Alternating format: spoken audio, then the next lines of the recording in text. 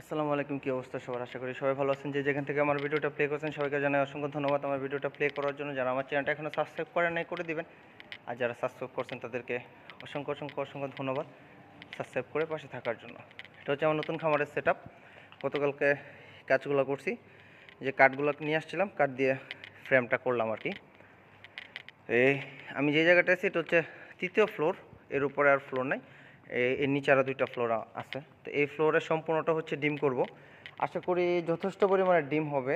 আমার মনে হয় নরসিংদী জেলার ভিতরে ডিমের পাখি বা সব মিলে পাখির জন্য সর্বোচ্চ বৃহৎ খামারের ভিতরে 2-3টা খামারের ভিতরে হয়তো আমি একজন হতে পারি, 2য় নাম্বার হতে পারি ইনশাল্লাহ। যদি আমি সবগুলো ভরতে পারি তো আপনারা দোয়া রাখবেন, খুব শীঘ্রই হচ্ছে ভরে ফেলবো। এটাতে আমি কিছু পরিবর্তন নিয়ে আসছি, যেমন ধরেন পানি খাওয়ার জন্য জাম্বো ড্রিঙ্কারগুলো ইউজ করছি, যেহেতু আমার এখানে অনেক পাখি ধরবে। তো এত পাখির খাবার এবং হচ্ছে পানি, এই লেবার খরচটা কমানোর জন্য আমি মূলত এখানে খরচ করলাম। এটা খরচ করলো স্থির ব্যয়, এটা আমার থেকে যাবে সম্পদ। লেবার তো দেখা গেছে মাসে মাসে নিয়ে যাবে, আর একজন লেবার দিয়ে মোটামুটি আমি ভালো একটা অ্যামাউন্টের পাখি পালন করাতে পারবো। এবং সাথে তো আমি নিজে এক লেবার আছি, তো নিজে লেবার না হইলে আসলে কোনো কাজ করা যায় না। এই সেটআপটা কেমন হয়েছে বলবেন।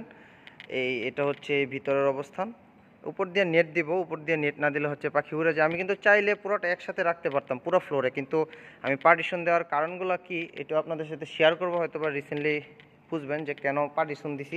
পার্টিশন দেওয়ার কারণ হচ্ছে যে আপনি বেশি পাখি যদি একসাথে রাখেন, আপনি ডিম উঠাইতে গেলে এক সাইড দিয়ে ডিম উঠাইবেন, আরেক সাইড দিয়ে পাখিগুলো ভয়ে চাইপা গিয়ে আপনার পাইলিং করবে, তখন আপনার পাখি মারা যাওয়ার সম্ভাবনা থাকে। পাখি উড়াল দিলে দেখা গেছে অনেকটুকু দূরে গিয়ে পড়লে আপনার ভিতরে ডিম নষ্ট হয়ে যায়, ব্যথা পায়, বা অন্য হাত পা ভাঙ্গা চুরা পাখি মারা যায়।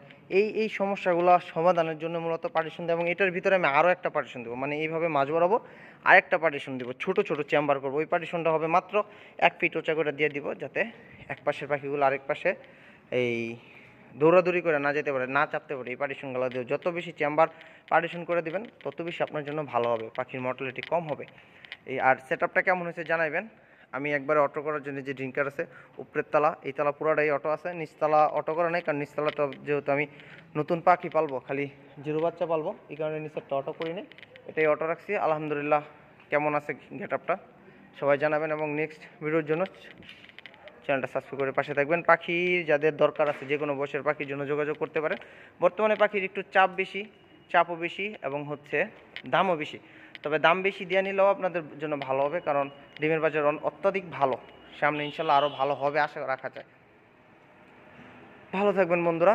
এখন একটু কাজ করব, আরও কিছু কাজ বাকি আছে, এই কাজগুলো করা শেষ হলে আপনাদের সাথে শেয়ার করব ভিডিওটা। ভালো থাকবেন, আল্লাহ হাফেজ।